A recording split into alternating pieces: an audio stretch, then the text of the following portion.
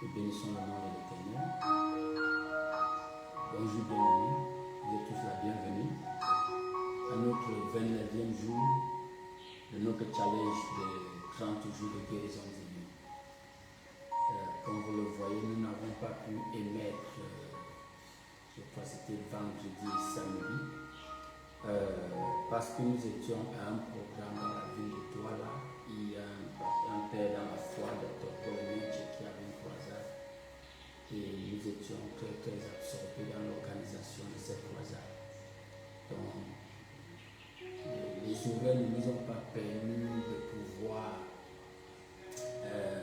forcer, si je peux utiliser cette expression, notre programme. Alléluia. Cependant, nous allons continuer aujourd'hui et finir demain. Alléluia, avec ce programme. Nous bénissons le nom de l'Éternel pour la grâce qui nous a été accordée. Nous le remercions pour son secours. Nous le remercions pour les témoignages. Nous bénissons son Seigneur pour tout ce qu'il a fait. Aujourd'hui, par la grâce de Dieu bien-aimé, nous allons juste, depuis la semaine passée, nous étions en train juste de faire une série de révisions. Aujourd'hui, on va essayer de répondre à la question que certains d'entre nous se posent. Alléluia. Certains d'entre nous avons des questions. On va essayer de répondre à ces questions. Alléluia. Vous savez, quand vous avez déjà prié pour une maladie pendant longtemps, définitivement, il y aura des questions qu'on va se poser. Pourquoi? Aujourd'hui, par la grâce de Dieu, nous allons essayer de faire justice à ces questions. Bénissons le nom de l'Éternel. Alléluia. L'une des questions les plus récurrentes, c'est pourquoi est-ce que tout le monde n'est pas guéri? Pourquoi est-ce que tout le monde n'est pas guéri? Vous savez, l'une des choses que nous devons savoir, c'est que même dans le corps de Christ, même à l'église, ce n'est pas tout le monde qui croit à la guérison divine. Alléluia. Tout le monde ne croit pas à la guérison divine. Les gens vont te dire que même Jésus n'a pas pu guérir tout le monde. Alléluia. Jésus lui-même n'a pas pu guérir tout le monde. Vous savez, ça c'est une objection très fallacieuse. Alléluia. Nous l'avons vu tout au long de ce programme. Nous avons vu que toutes les personnes sur qui Jésus-Christ a prié ont été guéries. Alléluia. Jésus-Christ a guéri tout le monde. Toutes les personnes à qui il a rendu ministère ont été guéries. Dans sa ville natale, Jésus n'a pas pu guérir plusieurs personnes à cause de leur incrédulité. Regardons ce que la Bible dit dans le livre de Marc chapitre 6. Parce que ça, c'est le passage que les gens utilisent souvent pour vouloir justifier le fait que tout le monde ne peut pas être guéri. Alléluia. Marc chapitre 6, nous regardons le verset 1. Voici ce que la parole de Dieu dit. Jésus partit de là et se rendit dans sa patrie. Ses disciples le suivirent. Quand le sabbat fut venu, il se mit à enseigner dans la synagogue. Beaucoup de gens qui l'entendaient étaient étonnés, disaient: d'où lui viennent ces choses? Quelle est cette sagesse qui lui a été donnée? Comment de tels miracles se font-ils par ses mains? N'est-ce pas le charpentier, le fils de Marie, le frère de Jacques, et José, et Jude, et Simon, et ses sœurs? Ne sont-elles pas ici parmi nous? Et ils étaient pour eux une occasion de chute. Alléluia. Mais Jésus leur dit: un prophète n'est méprisé que dans sa patrie, parmi ses parents et dans sa maison. Il ne put faire là aucun miracle si ce n'est qu'il imposa la main à quelques malades et les guérit. Voici la raison pour laquelle dans sa propre patrie, plusieurs n'ont pas été guéris. Jésus dit, un prophète n'est méprisé que dans sa patrie. Le numéro 1, la raison pour laquelle Jésus n'a pas pu guérir plusieurs personnes, c'était à cause du mépris. Alléluia. Les gens étaient méprisés parce qu'ils connaissaient Jésus d'après la chair. Ils ont vu que Jésus grandit. Ils ont vu sa maman lui donner naissance. Alors ils avaient des difficultés à comprendre qu'il était le Messie. Alléluia. Donc il y a cet excès de familiarité qui a apporté le mépris dans leur vie. Et c'est pour ça que plusieurs ne sont pas allés vers Jésus pour être guéris. Regarde ce que la Bible dit. Il Il ne put faire là aucun miracle, si ce n'est qu'il imposa la main sur quelques-uns, sur quelques malades et les guérit. Toutes les personnes sur qui Jésus a imposé les mains étaient guéries. Il a tout. Plusieurs ne sont pas venus vers lui à cause du mépris, bien sûr. Combien d'entre nous iront voir un homme de Dieu, un pasteur, un chrétien pour qui nous avons du mépris, pour qu'il puisse nous aider? Tu ne peux pas le faire. Alléluia. Donc ça, c'était la raison principale. Ils ont été offensés. Alléluia. Ils ont été scandalisés par le fait que quelqu'un qu'ils connaissaient, qu'ils ont vu grandir, le fils du charpentier, cet enfant de ces pauvres. Et pour certains même, c'était même un enfant né d'une relation adultère. Alléluia. Donc ça, c'était la raison principale. Alléluia. Donc Jésus dit qu'un prophète, et dans d'autres traductions, il dit, un prophète n'est sans honneur que dans sa patrie et dans sa maison. Alléluia. Une autre version dit, c'est seulement dans sa patrie, dans sa parenté, dans sa famille qu'on leur refuse d'honorer un prophète. Et il ne put accomplir là aucun miracle. Sinon, pour quelques malades à qui il imposa les mains et les guérit. Donc il n'y a eu que quelques malades sur qui il a imposé les mains. Il n'a pas imposé les mains sur quelqu'un, la personne n'a pas pu être. Elle n'a pas pu être guérie. Toutes les personnes sur qui Jésus-Christ a imposé les mains ont reçu la guérison. Alléluia. Donc, bien aimé, c'est possible que tu puisses, qu'on ait peut-être pu prier sur toi et que peut-être dans ton cœur, tu avais du mépris pour la personne qui t'imposait les mains. C'est possible que tu puisses être offensé par l'attitude d'un prédicateur. Et quand c'est le temps de prier, tu t'en vas aussi pour la prière. Alléluia. Souvent, ce mépris, ce manque de connexion, de connectivité peut empêcher le flux, alléluia, de la guérison de l'homme de Dieu vers toi. Alléluia. Pourquoi, bien-aimé? C'est très important de comprendre le rôle que l'individu joue dans la libération de la vertu de la guérison et dans la réception. Alléluia. L'homme de Dieu peut libérer et le vase qu'il reçoit peut refuser de recevoir. Mais dans le cas de Jésus, le Créateur, l'auteur de la vie était là, mais ils n'ont pas reconnu cela. Alléluia. Pourquoi? Parce qu'il ne marchait pas par la foi, il marchait par la chair. Il y a certains d'entre nous qui sont offensés. Peut-être tu peux voir un homme de Dieu. Tu as déjà vu certaines de ses failles. Alléluia. Tu l'as déjà vu dans la chair. Tu l'as déjà vu dans ses états humains. Et à cause de ça, tu le méprises dans ton cœur. À cause de ça, tu ne l'honores pas dans ton cœur. Il sera difficile que ce vase puisse être utile. Donc ça, c'était le cas de Jésus. Nous sommes en train de répondre à cette question. Pourquoi tous ne sont pas guéris? Alléluia. Dans le temps de Jésus, tous étaient guéris. Toutes les personnes à qui Jésus a rendu ministère, a imposé les mains, ont été guéris. Alléluia. Même si tu vas dans le Nouveau Testament, dans les livres des Actes des Apôtres, à l'église primitive, tous les gens à qui les apôtres ont imposé les mains, ont rendu ministère, recevaient la guérison, revenaient à la vie. Alléluia. Qu'est-ce que cela veut dire, bien-aimé? Persiste. Alléluia. Ne dis pas que tout le monde n'avait pas été guéri au temps de Jésus. Oui, là tu as raison, tout le monde n'avait pas été guéri au temps de Jésus. Alléluia. Mais tous ceux qui sont venus vers Jésus avaient été guéris. Tous ceux qui sont venus vers lui avaient été guéris. Béni soit le nom de l'Éternel. Alléluia. Donc, c'est l'une des choses qu'on doit comprendre. Dieu guérit tout. Tu vois, on a dit ici que la guérison est dans l'expiation. Jésus est mort pour le monde entier. Alléluia. Le monde entier a été racheté par le sacrifice suprême de Jésus. Mais est-ce que tous ont cru en lui? Non. Malgré le fait qu'il est mort pour tout le monde. Et il y a ce principe de quiconque croit, quiconque vient à lui, il ne le repoussera pas. C'est pour ça que nous prêchons. Alléluia. Pour que quiconque puisse aller vers Jésus pour recevoir le salut. C'est pour ça qu'on a eu ces 30 jours de guérison. Pour renouveler notre intelligence et nous repositionner dans notre pensée. Alléluia. Pour nous ouvrir à ce que Dieu veut faire dans notre vie. Donc Dieu a guéri tout le monde. Alléluia. Mais tout le monde n'a pas encore reçu sa guérison.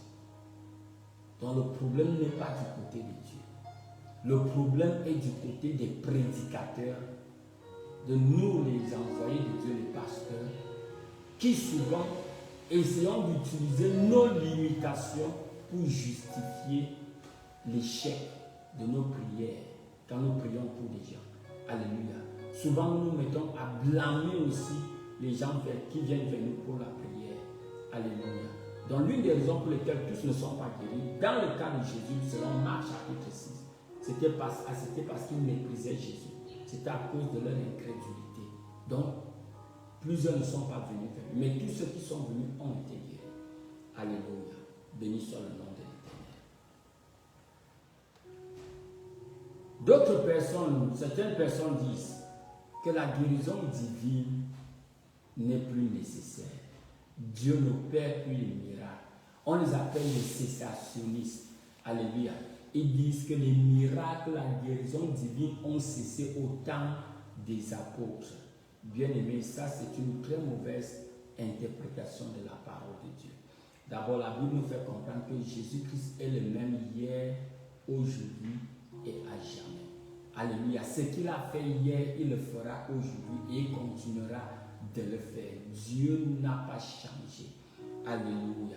Au contraire, la naissance de l'Église était l'accomplissement d'une prophétie qui devait continuer jusqu'à la fin du temps. Et j'ai dit même à certaines personnes, tu n'as même pas encore vu les miracles, bien-aimés. Parce que l'Église de la fin du temps, l'Église qui sera enlevée sera une Église puissante. Alléluia. Les gens des miracles, comme Jésus l'a dit. Alléluia. Comme elle a dit, celui qui croit en lui, qui verra plus que ce que Jésus-Christ lui-même a fait. Alléluia. Donc s'il y a des gens qui disent que le temps des miracles ont cessé, on dirait aussi que le temps du salut a cessé. Cela veut dire que le Saint-Esprit n'agit plus. Alléluia. Parce que même le salut, le simple salut, entre guillemets, quand je dis le simple salut, parce qu'en fait c'est le plus grand miracle. Alléluia. Qu'un pécheur devienne un saint. Alléluia. Qu'un renégat devienne un enfant de Dieu. Ça c'est la plus grande œuvre du Saint-Esprit dans la vie d'un homme. Et c'est un grand miracle. Donc si les gens ne croient plus au miracle, cela veut dire que le salut n'existe plus. Parce que le salut n'est pas l'œuvre humaine. Le salut est l'œuvre du Saint-Esprit. Alléluia. Tant que l'Église est ici sur terre, alléluia, le Saint-Esprit est en œuvre sur terre. Et le ministère du Saint-Esprit, c'est d'élever Jésus. C'est de glorifier Jésus. Et comment Jésus est glorifié? Par les signes, par les prodiges. Alléluia. Donc, c'est des gens qui ont besoin de revoir leur doctrine. Alléluia.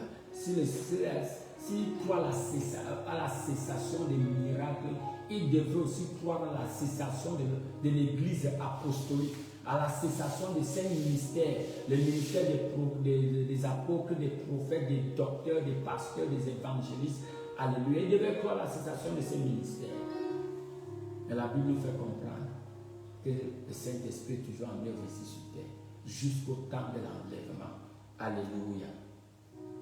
Donc, c'est une très mauvaise étude de la Bible et c'est une très mauvaise interprétation de la parole de Dieu. Voici un peu une autre question que d'autres personnes ont. Il dit que Dieu utilise la maladie pour enseigner ses enfants, pour apporter la discipline à ses enfants. Oh, bien-aimé, Jésus lui m'a dit, il dit, qui d'entre vous, il dit, vous les hommes, méchants comme vous êtes, vous savez donner des bonnes choses à vos enfants. Pourquoi Dieu ne donnera-t-il pas le Saint-Esprit à ceux qui croient? Si vous les hommes méchants comme vous êtes, vous savez donner des bonnes choses à vos enfants. Je ne sais pas ce qui fait de sorte que souvent nous pensons que nous sommes plus en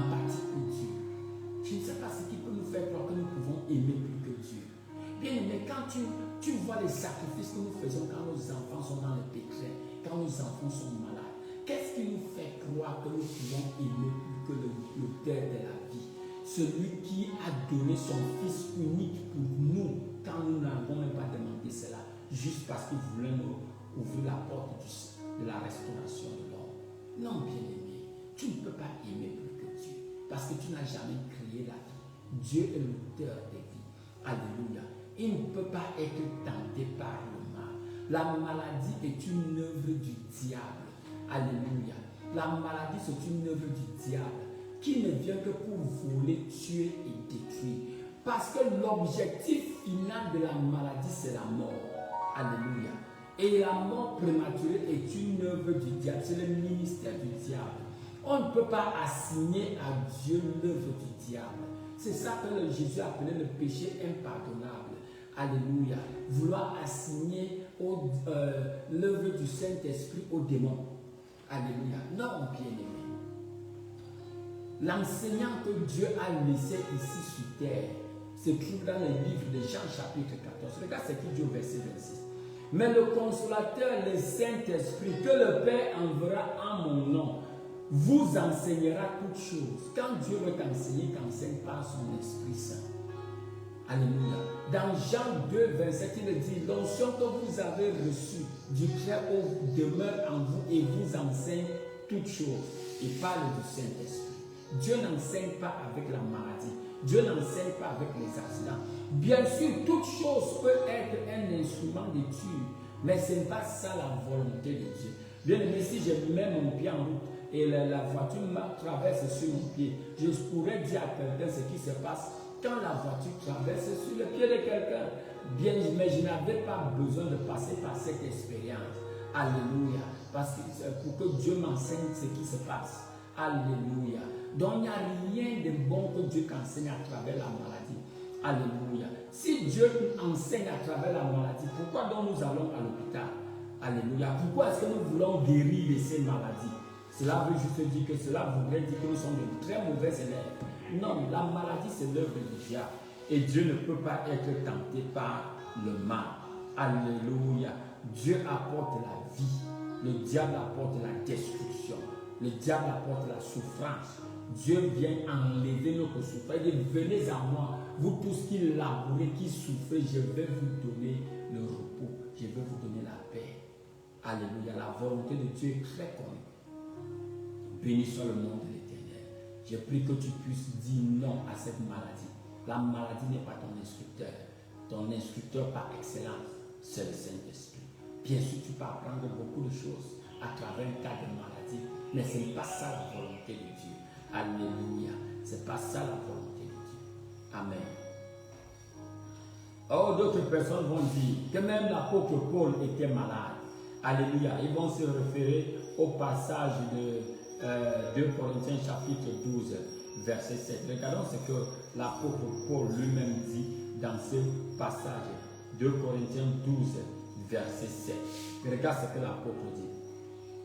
Et pour que je ne sois pas enflé d'orgueil, à cause de l'excellence de ces révélations, il m'a été mis une écharde dans la chair, un ange de Satan pour me souffleter et m'empêcher de m'enorgueillir. 3 fois j'ai prié le Seigneur de l'éloigner de moi. Il m'a dit, ma grâce te suffit, car ma puissance s'accomplit dans la faiblesse. Je me glorifierai donc plus volontiers dans mes faiblesses, afin que la puissance de Christ puisse reposer sur moi. Alléluia. Ici, l'apôtre est en train de parler des expériences qu'il a eues. Alléluia. Comment il a visité le ciel. Comment le Seigneur lui a montré des révélations qui étaient trop merveilleuses pour même être partagées, pour être divulguées. Et il dit, à cause pour qu'il ne soit pas enflé d'orgueil, alléluia, à cause de l'excellence de ces révélations, une écharpe dans la chair lui a été donnée. Alléluia. Un ange de Satan là pour le souffleter, l'empêcher de s'enorgueillir. Alléluia. Béni soit. Donc, quelle cette écharpe? Certaines personnes disent que l'écharpe là, c'était la maladie. Que Paul avait des problèmes des yeux. Parce qu'on lit ça quelque part dans les livres des Galates. Alléluia. Que c'était ça la maladie que Dieu lui avait donnée pour l'empêcher de s'enorgueillir. Non, bien aimé. Ça en fait encore partie de la mauvaise interprétation de la Bible. Alléluia. Pourquoi? Parce que voici ce que Paul dit.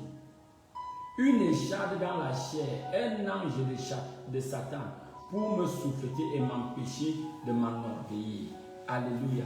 Quand tu regardes la loi de première mention, alléluia, si tu veux voir qu'est-ce qu'était cette écharde, bien-aimé, va dans la parole de Dieu et regarde la première fois que ce mot a été utilisé pour que nous comprenions de quoi l'apôtre parlait quand il parlait de cette écharde dans la chair, de cette épine dans la chair. Dans le livre de Nombres, chapitre 33, verset 55, c'est la première fois que cela est mentionné. Regarde ce que l'apôtre Paul dit.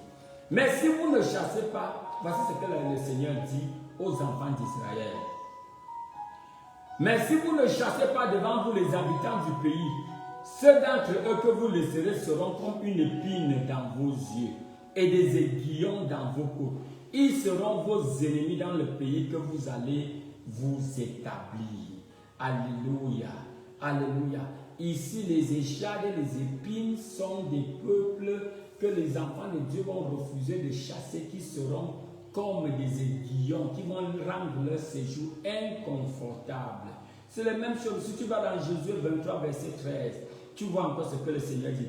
Soyez certains que l'Éternel, votre Dieu, ne continuera pas à chasser ces nations devant vous, mais elles seront pour vous un filet et un piège, un fouet à vos côtés et des épines dans vos yeux. Chaque fois que la Bible parle des échardes, dans le cadre de la relation avec son peuple, il parle des hommes. Alléluia. Des hommes qui vont les opposer. Des hommes qui vont rendre leur séjour difficile dans la terre promise. Et ça fait partie du genre d'appel que l'apôtre Paul a eu. Quand Dieu l'appelle, il dit, je veux lui, il dit c'est Corneille qui est parti prier pour lui. Il dit, je veux lui montrer combien il va souffrir pour moi. On a vu comment Paul a été maltraité par les hommes, comme il a souffert dans les mains de son propre peuple et même des nations païennes vers qui il avait été envoyé. Alléluia. C'était de ça que Paul priait. Persécuté, flagellé, tabassé, attaqué par des brigands. Alléluia. Les naufrages qu'il a connus, la famine qu'il a connue, la haine et l'opposition des gens. C'était ça. Paul en était fatigué. Alléluia. Il priait pour que Dieu apporte la délivrance à ce niveau. Non, ça faisait partie de son appel. Je veux lui montrer combien il va souffrir pour moi. Donc ce n'était pas une maladie. Alléluia. Sinon Paul aurait parlé de cela. Alléluia. Donc ce n'était pas une maladie. Béni soit le nom de l'Éternel. On voit encore d'autres personnes parler de la souffrance de Job. Alléluia. Dieu a permis que Job souffre. C'est pour cela que la maladie souvent est voulue par Dieu. Alléluia. Bien-aimé, même si cela semblait passer ainsi, il faut comprendre la dispensation dans laquelle nous sommes. Job était dans l'ancienne alliance. Alléluia. Job était dans l'ancienne alliance. Job n'était pas un contemporain de la nouvelle alliance par le sang de Jésus. Pourquoi? Parce que par le sang de Jésus, tous ont été guéris. Dans l'expiation, la guérison n'est plus une promesse. La guérison est un fait établi. Alléluia. La guérison n'est plus une promesse. Dieu ne promet pas de guérir parce que la guérison a eu lieu. Alléluia. C'est ta responsabilité de recevoir cela et de marcher dans cette réalité. Alléluia. Et même si tu dis que tu es Job, Job n'est pas demeuré dans cet état de souffrance pour toujours. Certains historiens disent même que la souffrance de Job, son test ne s'est étalé que pendant une période de 10 mois. Alléluia. Ce n'était pas pendant toute une vie. Alléluia. Donc même si tu étais Job, bien-aimé, cela veut dire que quand Dieu, non seulement tu seras restauré dans ta santé, Dieu va te multiplier par 7 tout ce que tu aurais perdu. J'ai cru que quelqu'un va dire Amen. Alléluia. Donc tu n'es pas Job. Job n'était pas sous l'expiation. Alléluia. Job n'a pas existé quand Jésus a payé le prix. Béni soit le nom de l'Éternel. Alléluia. D'autres personnes disent que tu as besoin d'avoir suffisamment de foi pour être guéri. Alléluia.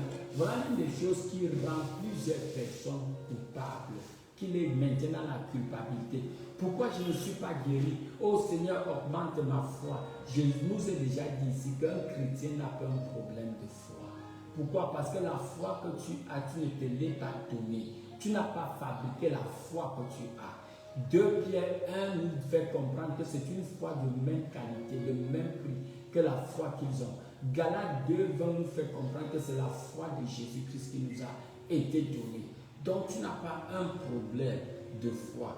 Alléluia. L'une des raisons pour laquelle la guérison semble perdurer, la guérison semble ne pas prendre place, la plupart des cas c'est beaucoup plus un problème d'ignorance, mauvais renouvellement d'intelligence. C'est alléluia. C'est un peu ça, bien aimé. C'est parce que nous ne comprenons pas ce qui a été fait entre la croix et la résurrection. Nous ne comprenons pas ce qui a pris place. Plusieurs personnes laissent la guérison dans le futur. Alléluia. Après que je vais faire 3 jours de jeûne, après que je vais prier et jeûner. Non, la guérison c'est dans le passé. Dieu n'est pas assis au ciel en train de sélectionner ceux qui seront guéris. Alléluia. La guérison a été distribuée à tout le monde. Ça fait partie du paquet qui a été téléchargé en toi le jour où tu as reçu Jésus comme Seigneur et Sauveur. Dans ton esprit, le l'homme nouveau en toi est déjà guéri. Mais le défi, c'est comment manifester vers l'extérieur ce qui est déjà en nous. Alléluia. C'est là où nous parlons du renouvellement de l'intelligence. Tu dois connaître la vérité présente. Alléluia. Comme Pierre le dit dans 2 Pierre 1, verset 12. Quelle est la vérité présente? La vérité présente, c'est que tu as été guéri. La vérité présente, c'est que Jésus s'est chargé de toutes tes maladies. Tu n'as aucune maladie à porter. La vérité présente, c'est que celui qui doute ne peut pas recevoir ce qui lui a été donné. Alors, quel est notre défi majeur? Ou bien, qu'est-ce que nous devons faire dans cette situation? Bien évidemment, on a besoin juste de mieux se positionner. C'est un peu comme dans une maison, bien évidemment, tu es dans un village où il pleut et tu veux recueillir de l'eau. Alléluia. Et l'eau, on a fait une canalisation vers laquelle l'eau tombe. Tout ce dont tu as besoin, c'est bien ajuster ton ustensile pour que l'eau puisse tomber dans ton vase. C'est tout ce dont nous avons besoin. On a juste besoin de savoir comment s'aligner pour que le flux de guérison, alléluia, pour que les vertus divines qui sont en nous puissent circuler librement, alléluia, et affecter notre corps et restaurer notre santé. C'est juste ça. C'est cet alignement que nous avons pris 30 jours. On a déjà pris 29 jours pour parler. Alléluia. Pour que nous puissions savoir comment nous positionner pour recevoir ce qui est en train de couler en nous. La guérison divine est en toi. La Bible dit dans le livre de Romains chapitre 8 verset 11. Il dit ici l'esprit de celui qui a ressuscité Jésus-Christ d'entre les morts habite en toi. Celui qui a ressuscité Jésus-Christ d'entre les morts va lui donner la vie, va vivifier ton corps mortel par son esprit qui est en toi. Le rôle du Saint-Esprit dans ta vie, c'est quoi? Apporter la vie. C'est pour libérer la vie de Dieu. C'est le rôle du Saint-Esprit. N'attriste pas le Saint-Esprit par l'incrédulité, bien-aimé. Alléluia. Même si tu ne comprends pas, ouvre-toi à son ministère. Alléluia. Tu peux faire cette prière que le fils de le papa de cet enfant épileptique a fait. Oh Seigneur, je crois, aide mon incrédulité. Alléluia. Ouvre-toi à ce que Dieu a fait. Seigneur, je ne comprends pas très bien, mais je sais que tu as raison. Aide mon incrédulité. C'est pour cela, bien aimé, que les prières de l'apôtre Paul dans Éphésiens chapitre 1. Alléluia. Éphésiens chapitre 1, à partir du verset 15, sont très très puissantes. Ce sont les prières que nous devons prier encore et encore et encore. Regarde la prière que l'apôtre Paul prie. C'est pourquoi moi aussi, ayant entendu parler de votre foi au Seigneur Jésus et de votre charité pour tous les saints, je ne cesse de rendre grâce pour vous, faisant mention de vous dans mes prières. Qu'est-ce que Paul prie pour ces nouveaux chrétiens? Numéro 1, que le Dieu de notre Seigneur Jésus, qui est le Père de gloire, vous donne un esprit de sagesse et de révélation dans sa connaissance. Numéro 2, qu'il illumine les yeux de votre cœur pour que vous sachiez quelle est l'espérance qui s'attache à son appel. Quelle est la richesse de la gloire de son héritage qu'il a réservé aux saints. Numéro 3, et quelle est envers nous qui croyons l'infinie grandeur de sa puissance qui se manifeste avec efficacité par la vertu de sa force. Et il dit que cette infinie grandeur de sa puissance qui se manifeste en nous avec efficacité. Alléluia. Et la même puissance qui a été déployée quand Dieu a ressuscité Jésus-Christ d'entre les morts. La plus grande manifestation de la puissance de Dieu est en œuvre en toi. Elle agit en toi avec efficacité. Mais quel est notre problème? Que le Seigneur illumine les yeux de notre cœur pour que nous puissions comprendre cela. Alléluia. C'est juste de ça que nous avons besoin. C'est pour ça que nous continuons à étudier la parole de Dieu, à méditer sur cette parole, à faire nos déclarations pour que le voile soit enlevé. Alléluia. Pour que nous puissions voir à yeux découverts. Certains d'entre nous, nous lisons la Bible avec les lunettes de la tradition. Nous lisons la Bible avec les lunettes de l'incrédulité. Nous lisons la Bible avec les lunettes de la culture, du mondialisme. Alléluia. Nous lisons les lunettes avec tout. Nous lisons la Bible avec tous les lunettes qui créent les préjudices. Tu as besoin d'enlever ces lunettes pour pouvoir regarder à Dieu à visage découvert. Alléluia. Je vois le Seigneur enlever tout voile au nom puissant de Jésus. Alléluia. Je prie que le Seigneur illumine les yeux de ton cœur pour que tu puisses voir l'espérance de ton appel, pour que tu puisses voir l'héritage que Dieu t'a réservé parmi les sanctifiés. L'un de ces héritages, c'est la santé divine. Alléluia. Béni soit le nom de l'Éternel. Donc tu n'as pas une question de foi. Tu as beaucoup plus une question de compréhension. Alléluia. Donc, l'une des autres choses qui peut empêcher la guérison divine, bien-aimée, la Bible dit dans 1 Corinthiens chapitre 11, à partir du verset 29. Il dit, celui qui mange et boit sans discerner le corps du Seigneur mange et boit un jugement contre lui-même. C'est pour cela qu'il y a parmi vous beaucoup d'infirmes et de malades, et qu'un grand nombre sont morts. Bien-aimé, c'est grave. Alléluia. Ici, il parlait de la Sainte et Sainte. L'apôtre Paul dit que quand tu prends la Sainte Sainte sans discerner le corps du Christ, cela peut apporter la mort, la maladie et même entraîner la mort. Il dit un grand nombre de chrétiens sont morts pour ne pas avoir discerné le corps du Christ en participant à la Sainte Sainte. À la Sainte Sainte. Alléluia. Bien, mais voilà les choses qui peuvent entraîner la maladie et même la mort. Participer à la Sainte Sainte sans discerner que c'est le corps du Christ et c'est son sang. Sans comprendre que nous appartenons à un corps. Nous ne sommes pas des individuels. Quand tu marches, tu ne marches pas dans la communion fraternelle. Quand tu ne comprends pas que tu es un membre dans un corps, ça peut apporter la maladie et même la mort. Quand tu ne disais pas que c'est le corps, tu penses que c'est juste le pain et c'est juste le vin.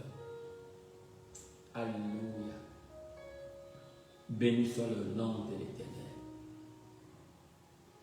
Quelqu'un demande si la guérison divine est réelle. Pourquoi est-ce que tant de chrétiens sont malades? Bien-aimé, si tu vas dans chaque église, presque toutes les églises que tu vas voir, tu vas te rendre compte que si tu demandes combien de personnes ont besoin de guérison, près de 80% dans nos assemblées ont besoin d'une forme de guérison divine. Mais cela ne devrait pas être ainsi. Pourquoi? C'est un peu comme quand tu vas dans un hôpital. On te dit que 80% des médecins sont couchés dans les lits des malades. Que les médecins eux-mêmes ont besoin de guérison. Comment tu vas expliquer cela? L'un des problèmes que nous avons, bien aimé, c'est que l'évangile n'a pas été très bien présenté. Alléluia. Jésus lui-même a dit dans Marc chapitre 16 qu'après sa résurrection et ascension, il a dit, voici les signes qui vont accompagner ceux qui ont cru. Ils vont chasser les démons. Ils vont imposer les mains sur les malades et ils seront guéris. Ce sont les signes qui nous accompagnent. Nous sommes des agents de guérison. Nous ne sommes pas ceux qui ont besoin de guérison. Donc, à cause de l'évangile qui a été mal présenté, on a divisé l'église en deux classes. Les super-hommes qui sont les hommes de Dieu, qui ont toutes les bénédictions. Et maintenant, le peuple qui est là pour recevoir des hommes de Dieu. Ce n'est pas ça la volonté de Dieu. Voici les signes qui vont accompagner ceux qui ont cru. Une fois que tu es né de nouveau, que tu as cru, bien aimé, le Saint-Esprit est en toi dans son entièreté. Le Saint-Esprit ne vient pas dans la vie d'un chrétien à compte-gouttes en pièces détachées. Ton corps devient son temple. Il habite en toi. Et quand Dieu vient en toi, il vient avec tous ses bagages. Alléluia. Et l'un de ces bagages, c'est la santé divine, même pas la guérison, la santé divine. La santé divine est en toi. Peut-être que tu es chrétien, tu es couché dans un lit d'hôpital. Je voudrais te donner la bonne nouvelle. Dans ton corps, couché à l'hôpital, tout ce dont tu as besoin pour te mettre debout est déjà là. La puissance de la résurrection est en toi. Alléluia. On a vu cela. La puissance, comment il a dit ça? L'esprit de celui qui a ressuscité Jésus-Christ entre les morts, il habite en toi. Et cette puissance agit en toi avec efficacité. Alléluia. Mais quel est le problème la plupart du temps? Regardons ce que Éphésiens chapitre 3. Éphésiens chapitre 3, le même Éphésiens maintenant chapitre 3. Regardons ce qu'il dit au verset 20. Alléluia. Parlant de Dieu. Regarde ce qu'il dit. Voilà un peu notre prière puissante. Éphésiens chapitre 3. Il dit, je prie afin que selon les richesses de sa gloire, Dieu vous donne d'être puissamment fortifié par son esprit saint dans votre homme intérieur. En sorte que Christ demeure dans votre cœur par la foi. Alléluia. Certains d'entre nous ne croient même pas que Christ est en nous. Pourquoi? Parce que nous sommes habitués à voir, à toucher, à ressentir. Nous, si tu n'as pas les frissons, la puissance de Dieu n'est pas descendue en nous. Certains d'entre nous ne pouvons pas recevoir si on n'est pas tombé. Alléluia. Oh, il y a tellement de tombés. Alléluia. Si tu ne tombes pas, tu n'as pas reçu. C'est ce que certaines personnes croient. Certaines personnes ne pensent pas qu'ils ne peuvent pas croire qu'ils ont reçu s'ils n'ont pas eu des frissons. Quand tu pries la main, si la main ne tremble pas, tu ne crois pas que quelque chose s'est passé. Non, bien aimé, ça c'est pas marcher par la foi. Alléluia. Marcher par la foi, c'est s'en tenir à la parole de Dieu. Dieu le dit, tu le crois, c'est fini. Tu n'as pas besoin de mousson. Tu n'as pas besoin de tremblement. Tu n'as pas besoin de tomber, casser les chaises qui ont été achetées. Ce n'est pas nécessaire pour croire. Alléluia. Reçois la parole. Il envoya sa parole et sa parole les délivra de la fausse. Il envoya sa parole. C'est la chose la plus importante, bien aimé. La parole envoyée. Quand la parole est envoyée, reçois cette parole. Saisis cette parole et c'est fini, c'est scellé. Alléluia. Tu n'as pas besoin de manifestation extra. Alléluia. Ça, si tu tombes, ben, on bénit le Seigneur. Si le tremblement arrive, on bénit le nom de l'Éternel. Mais ce n'est pas nécessaire pour obtenir la guérison divine. Bien aimé, c'est par la foi. C'est par la foi. Alléluia. C'est par la foi. Béni soit le nom de l'Éternel. Alléluia. Béni soit le nom de l'Éternel. Donc c'est par la foi que tu reçois ta guérison divine. Alléluia. Il dit, regarde ce qu'il dit, Éphésiens chapitre 3, verset 20. Or, à celui qui peut faire par la puissance qui agit en nous, infiniment au-delà de tout ce que nous demandons et même pensons, à lui soit la gloire dans l'Église et en Jésus-Christ. Dieu peut faire au-delà de tout ce que nous pensons et imaginons. Mais comment maintenant? Celui qui par la puissance qui agit en nous. Alléluia. Cela veut dire que malgré le fait que la puissance de la résurrection est en toi, alléluia, ce que tu permets est ce qui se manifestera. C'est pour cela que par le renouvellement de notre intelligence, nous enlevons les obstacles à la guérison divine. Alléluia. Béni soit le nom de l'Éternel. Amen et amen. Alléluia. Quelle est notre objection? Alléluia. Certaines personnes vont dire que Dieu est souverain. Si Dieu veut me guérir, il va me guérir. Alléluia, Dieu est souverain. Qui sera, sera. Dieu peut tout faire. Alléluia. Mais ce que nous ne comprenons pas, bien-aimés, c'est que Dieu est un Dieu de principe. La souveraineté de Dieu, c'est vrai, Dieu est souverain. Mais Dieu a établi des principes ici sur terre. Alléluia. Dieu a établi des principes ici sur terre. Alléluia. Ce sont les choses que nous devons comprendre. La parole de Dieu déclare que Dieu a créé les ciels et la terre. Et la terre, il a donné au Fils des hommes. Alléluia. Regarde ce qu'il dit dans le psaume 115, verset 16. Soyez bénis par l'Éternel qui a fait les cieux et la terre. Verset 16. Les cieux sont les cieux de l'Éternel, mais il a donné la terre au Fils des hommes. Alléluia. La terre a été donnée au Fils des hommes. Depuis la création, Adam et Ève ont été créés ici sur la terre. Ils n'ont pas été créés aussi pour demeurer au ciel. Ils ont été créés pour habiter sur la terre. Et ici sur la terre, bien aimé, la terre c'est le royaume des humains, des êtres qui ont la chair. Alléluia.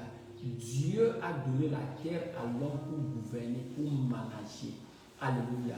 Donc Dieu, la volonté de Dieu ne prend pas place ici sur la terre sans passer par des hommes. C'est pour ça que Jésus dit dans Matthieu 6, verset 10, quand vous priez, voici la prière que vous devez faire. Que ta volonté soit faite sur la terre comme elle est déjà établie au ciel. Alléluia. Donc même pour que Dieu puisse gouverner la terre comme il le veut, il a besoin des êtres humains. C'est pour ça que quand tu reçois Jésus comme Seigneur et Sauveur, immédiatement Dieu ne t'enlève pas de la terre. Il te laisse ici sur terre pour pouvoir accomplir sa volonté. Alléluia. Pourquoi? Parce que Dieu veut gérer la terre par nous. Il gère la terre par nous. Dieu ne peut pas usurper les principes que lui-même il a placés.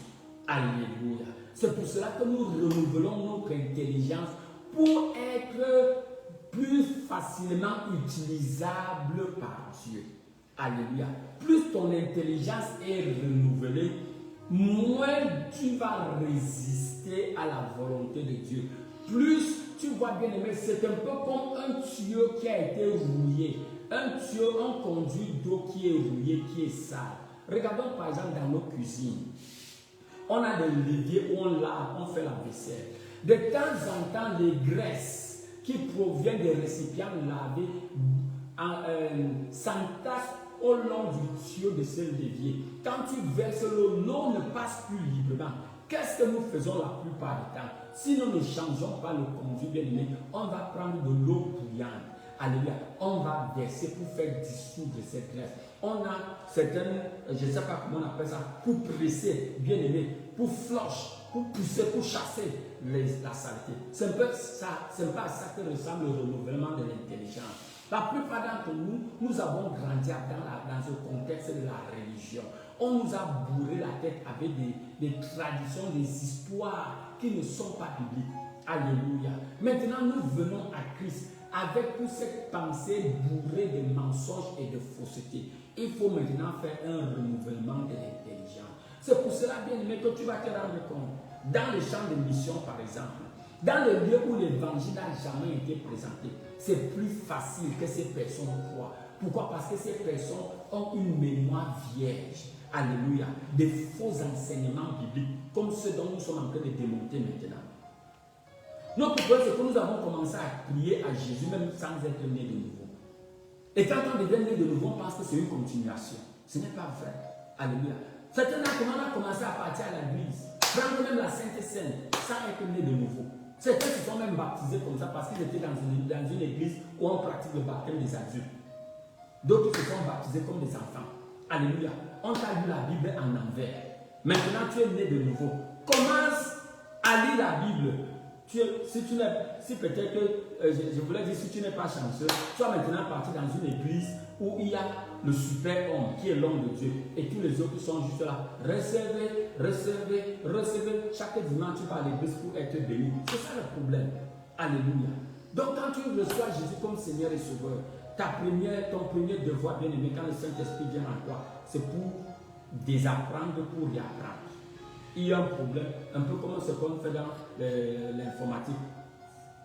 Comment on dit? Tu chasses et tu injectes. Alléluia. C'est un peu comme ça. Tu as besoin d'enlever les connaissances religieuses qui ne t'aident pas et adopter les connaissances, alléluia, de la vérité présente. Alléluia. C'est comme ça que Pierre appelle cela dans 2 Pierre 1, verset 12. La vérité présente. Alléluia. Bien aimé, il y a une vérité passée. Alléluia. Si tu t'en vas par exemple, Actes des Apôtres, chapitre 10, tu as vu comment Dieu lui-même a aidé Pierre à ajuster sa théologie en lui montrant la différence entre la vérité passée et la vérité présente. Il y a une vérité passée, il y a une vérité présente. Avant que Jésus ne meure et ne ressuscite, bien aimé, il y avait une vérité. Maintenant qu'il est ressuscité d'entre les morts, il y a une vérité présente. Celle avec laquelle tu dois maintenant marcher. Alléluia. Béni soit le nom de l'Éternel. Amen. Très très important de comprendre cela. Alléluia. Quelle est une autre question qui est posée? Alléluia. Béni soit le nom de l'Éternel. Amen. Quelqu'un d'autre dit que je sers le Seigneur. Et pourquoi je suis encore malade? Avec tous les ailes que j'ai pour le Seigneur. Alléluia. C'est le Pierre qui dit dans 2 Pierre chapitre 1, il dit que la grâce et la paix vous soient multipliées par la connaissance de Dieu et du Seigneur Jésus. Alléluia. Bien aimé, la connaissance, la guérison divine n'est pas une récompense. Alléluia. Ne vois pas la guérison divine comme une récompense pour un service accompli au Seigneur. Non, bien aimé. C'est pour ça que certaines personnes vendent la guérison divine. La guérison divine n'est pas une récompense pour les bons services accomplis par le Seigneur.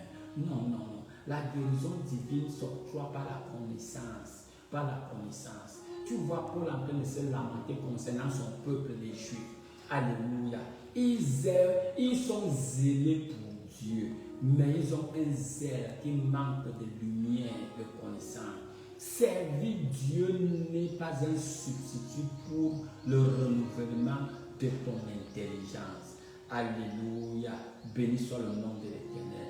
Le premier service de Dieu, c'est quoi? Alléluia. C'est croire à celui qui a été envoyé.